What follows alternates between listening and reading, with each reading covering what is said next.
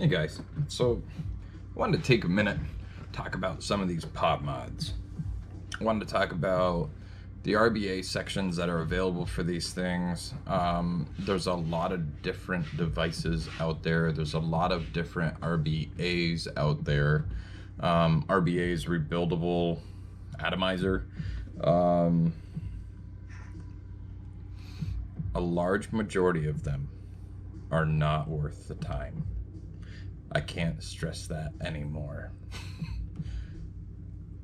The Aegis Boost has an RDTA, little rebuildable dripping atomizer.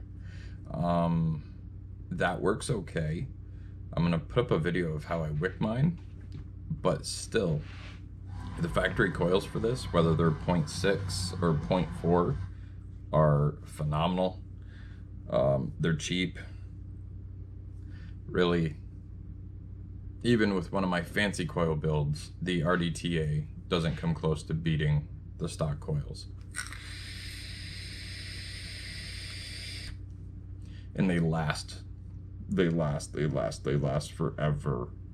So, Aegis Boost, stock coils are king. RPM 40. Dig the RPM 40. For this, I have two different rebuildables. I have the one from Smoke, and I have another one from another company. Both of which are so tiny and difficult to build on that the time that you would spend in trying to get one of these to vape right with an RBA doesn't beat what a stock coil can do. And furthermore, you have to rewick it a lot more often than you would running a stock coil.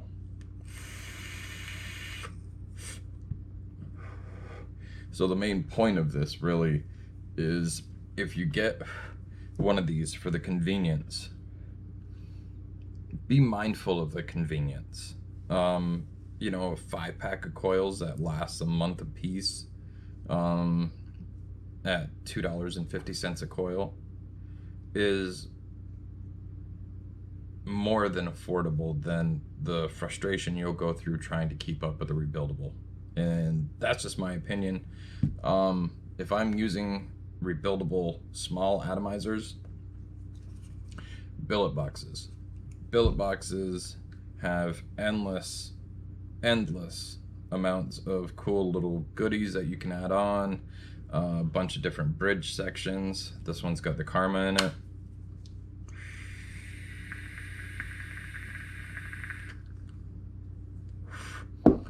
Karma's running a micro alien, 2.5 mil.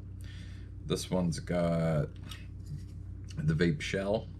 Vape shell is running also a micro alien.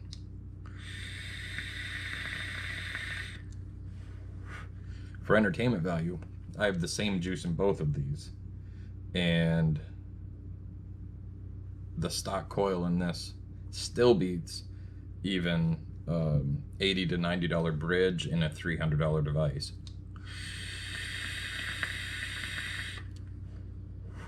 Granted, it's not nearly as pretty as this gorgeous Unipoo, but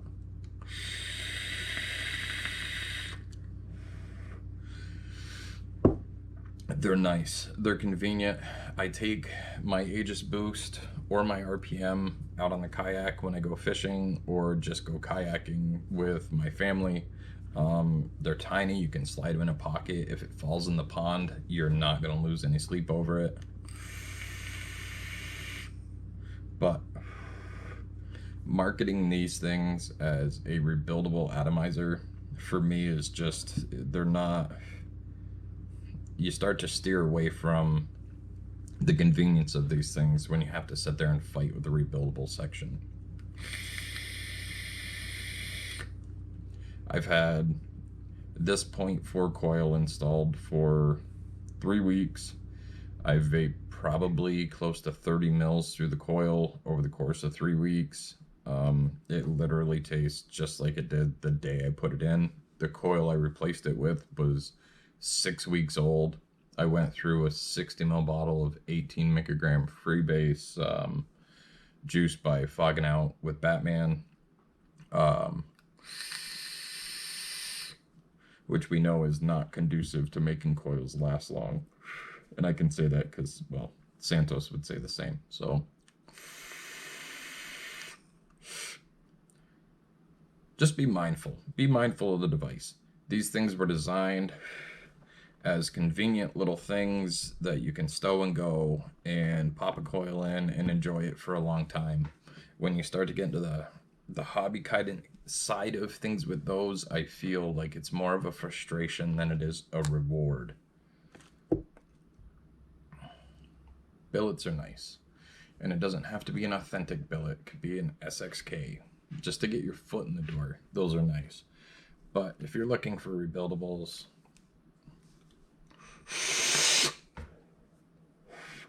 it's really hard to get away from a big tank with a nice mod, because nothing beats those in regards to flavor. Absolutely nothing. Those are fighting words. But that's it. Just wanted to talk about the pods a little bit because they are really becoming a big thing.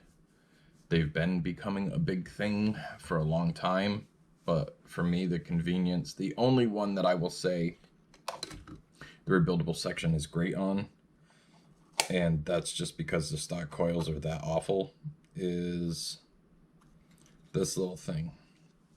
The Rinco Manto AIO. I have the rebuildable for it, and the rebuildable is light years better than any of the factory coils because they were all awful. But even the RBA is not that great. I mean, she hasn't been used in a while. It just sits there and collects dust. So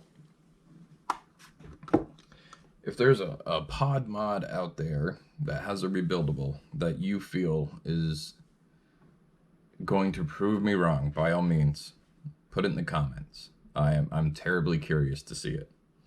Otherwise, I think I got it pretty well nailed down. Peace.